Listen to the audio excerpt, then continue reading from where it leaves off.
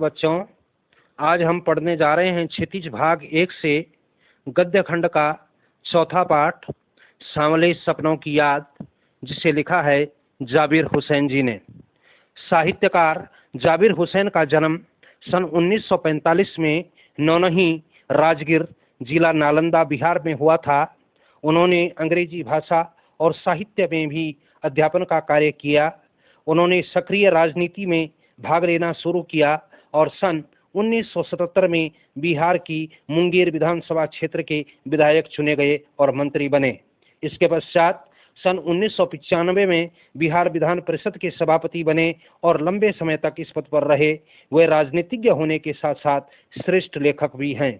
उनका साहित्यिक परिचय इस प्रकार है।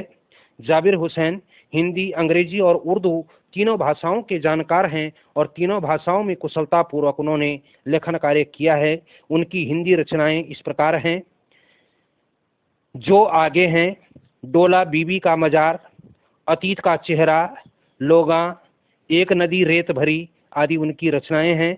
तो आइए बच्चों, आज पढ़ते हैं सांवले सपनों की याद। यह एक अत्यंत प्रेरणादायी संस्मरण है जो जाबिर हुसैन जी ने प्रसिद्ध पक्षी प्रेमी सालिम अली को समर्पित किया है। जब 1987 में सालिम अली की मृत्यु हुई, तब यह संस्मरण डायरी शैली में लिखा गया। लेखक सालिम अली को पक्षी विज्ञानी के साथ साथ पक्षी प्रेमी भी मानते हैं। लेखक कहते हैं कि सुनहरे पक्षियों का एक झुंड सांवले सपनों पर सवार है और यह झुंड मृत्यु की वादियों अर्थात घाटियों के नजदीक जाता हुआ प्रतीत हो रहा है। लेखक को ऐसा महसूस होता है कि मानो इस झुंड की अगुवाई स्वयं सालिम अली जी कर रहे हैं। वे घुमक्कड़ों की भांति अंतहीन सफर पर निकले हैं, अर्थात अब सालिम अली जी मृत्यु को प्राप्त हो गए हैं और उनका मृत शरीर निश्चेष्ट होकर जमीन में पड़ा है। अब वे चिर निंद्रा में सदा के लिए विलीन हो गए हैं। लेखक के अनुसार सालिम अली को सबसे बड़ा दुख यह था कि लोग पक्षियों को मानवता की दृष्टि से नहीं देखते हैं, जबकि वे झरनों, पहाड़ों व जंगलों में भी मानवता भरी दृष्टि से देखते थे। लेखक यह भी मानता है कि इतिहास में यह बात अज्ञात है कि भगवान कृष्ण ने वृंदावन में कब कब मधुर लीलाएं की होंगी, लेकिन आज भी यमुना का सांवला जल उस सारे घटनाक्रम की याद दिलाता है।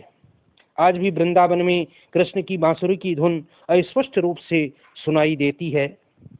अब लेखक बताते हैं कि सालिम अली की मृत्यु लगभग 100 वर्ष की उम्र में हुई थी। इतनी उम्र में भी उनमें कोई दृष्टि दोष नहीं था, अर्थात नजर उनकी बहुत ठीक थी। मृत्यु पर्यंत तक वे पक्षियों की जांच पड़ताल में व्यस्त रहते थे।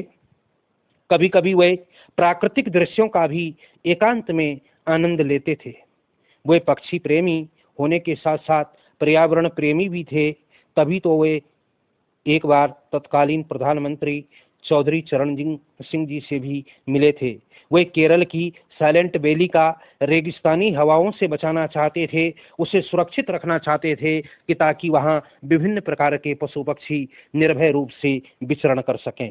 आगे लेखक बताते हैं कि सालिम अली की आत्मकथा का नाम फॉल ऑफ या स्पैरो था। इसी संदर्भ में लेखक को प्रसिद्ध साहित्यकार D.H. लॉरेंस की बात भी स्मरण हो आती है।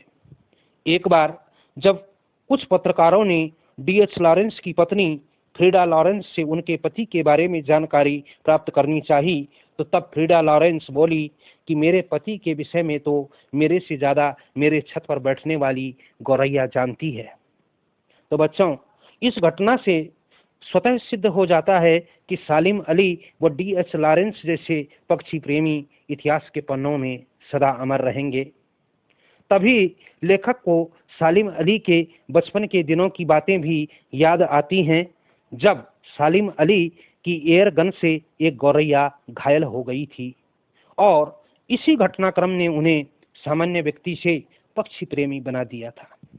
सालिम अली जीवन भर भ्रमण करते रहे। उनकी घुमक्कड़ी को देखकर लेखक को आज भी यह प्रतीत होता है कि न जाने किस तरफ से वे गले में दूरबीन लटकाए चले आएंगे।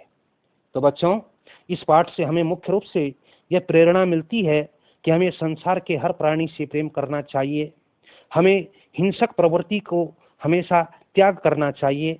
वास्तव में हम सच्चे मानव तभी कहलाएंगे जब हम प्रकृति से अपने को आत्मसात कर सकेंगे। तो आपने इस पाठ को पढ़ा।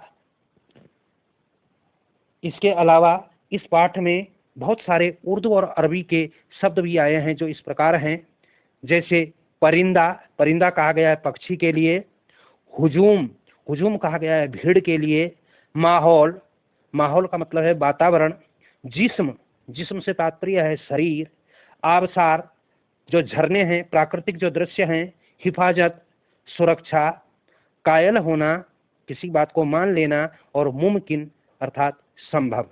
तो इन शब्दों को पढ़ा, आपने समझा। आप इस पाठ को लाइक करें, शेयर करें, सब्सक्राइब करें। धन्यवाद।